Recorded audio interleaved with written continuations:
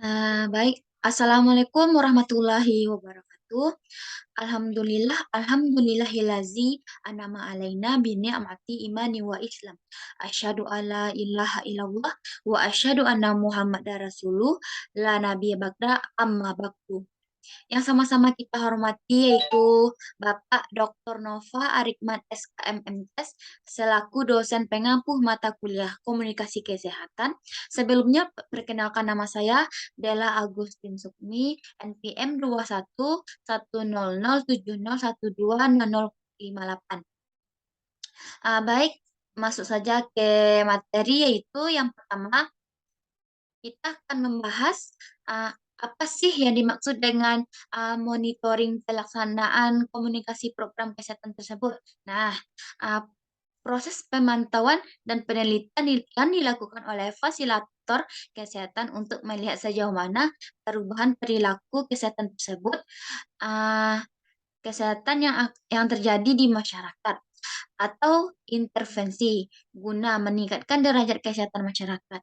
Contohnya, sebagai contoh dalam program penurunan berat badan pada seseorang yang sedang menjalani program tersebut, contoh monitoring bisa berupa dengan menanyakan berat badan day to day atau week week to week at- week to week.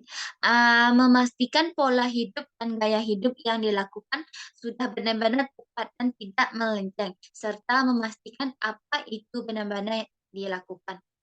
Nah, materi yang kedua kita, adapun tujuan dari monitoring tersebut, tujuan dari monitoring tersebut kesehatan terdiri dari yang A, mengetahui sejauh mana proses perubahan perilaku yang terjadi di masyarakat. B, mengetahui sejauh mana keterlibatan pemangku kebijakan uh, in insta program atau instan sektor. Uh, Toma dalam menggerakkan masyarakat. Uh, C, sebagai bahan masukan dalam menyusun kebijakan program selanjutnya. Adapun contoh dari tujuan monitoring tersebut, contohnya pada keterlibatan pemangku kebijakan dan lintas sektor. Misalnya, jika terdapat anggota tim fasilitator yang memiliki hubungan kuat dengan pasien HIV dan komunitas advokasi merupakan adalah kandidat terbaik untuk melancarkan proses jalannya kegiatan, sehingga terjadi sehingga mereka dapat mempengaruhi masyarakat untuk selalu meningkatkan derajat kesehatan. Adapun tahapan dari monitoring tersebut, yang pertama, langkah pertama menyusun rancangan monitoring untuk menghimpun data atau informasi tentang pelaksanaan program yang dihasilkan. Akan dibagikan dan diserahkan kepada pengelola untuk memperbaiki pelaksanaan program. B, sasaran atau aspek-aspek yang akan dimonitor. C, faktor pendukung dan pengamat pelaksanaan program. D, pendekatan metode, teknik, dan instrumen monitoring. E, waktu dan jadwal kegiatan monitoring. Dan E, biaya monitoring. Yang kedua, langkah melaksanakan kegiatan monitoring dengan menggunakan metode, teknik, dan instrumen yang telah ditetapkan dalam langkah pertama. Langkah ketiga, menyusun dan menyerahkan laporan monitoring kepada pihak pengelola atau penyelenggaraan program untuk dilakukan sebagai perbaikan atau pengembangan program. Adapun topik selanjutnya kita akan membahas alasan pentingnya melakukan monitoring tersebut.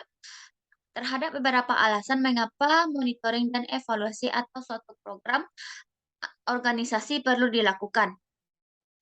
Yang pertama, para pengelola atau penanggung jawab program dan para stakeholder termasuk pihak pemberi bantuan perlu untuk mengetahui sejauh mana pelaksanaan program telah mencapai tujuan dan mengarah pada dampak yang diharapkan. Yang kedua, monitoring dan evaluasi menciptakan transparansi dan tanggung jawab yang lebih besar dalam kaitannya dengan sumber daya program.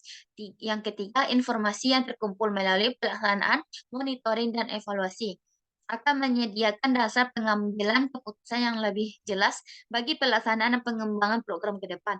Yang keempat, perencanaan dan pengembangan program di masa akan datang hanya akan dapat ditingkatkan manakala dipandu oleh lesson learned dari pengalaman selama pelaksanaan program.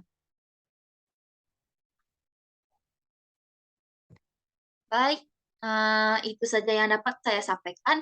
Jika ada kesalahan atau kekurangan mohon dimaafkan. Saya akhiri dengan assalamualaikum warahmatullahi wabarakatuh.